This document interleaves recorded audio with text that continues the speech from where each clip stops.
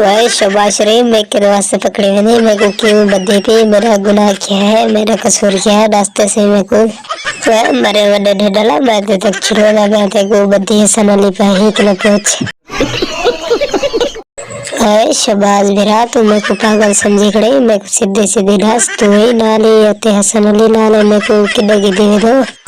कद्दू दे सर लगता है कि क्या लोग होते को सीधे सीधे रस्ते पैसे थे को इमरान खान को गिदे नो तू प्यार नाल जल पे इमरान खान तेरे नाल मुलाकात करना चाहे छोड़ हसन अली, मैं इमरान खान के लिए नहीं बता मेरे को डेना घेर जो हसन अली करता है मैं छोड़ी था मैं तेरे को 50,000 दे सा चाचू नवाज शरीफ ये मजाक तो नहीं किता 50,000 दी पता था कि 50,000 है या कहना अगर है तो मैं कुछ मैं तो कुछ छोड़ देना मेरे हसन अली मैं के लिए बहुत सारा पैसा है मैं गाल शोबाज के लिए कोई वदा मेरे लंदन इतना बड़े बड़े फैक्ट्री 50,000 मिलेगा क्या मैं तो 5 लाख दे सकता पीछे चाचू नवाज मैं 50,000 क्या गिन समय 5 लाख दे बाद तक छोड़ा सा याद मैं तो कोई ये नहीं छोड़ेना। दोस्तों ये फनी वीडियो ही को लाइक करो तो ही चैनल को सब्सक्राइब कर गिनो शुक्रिया।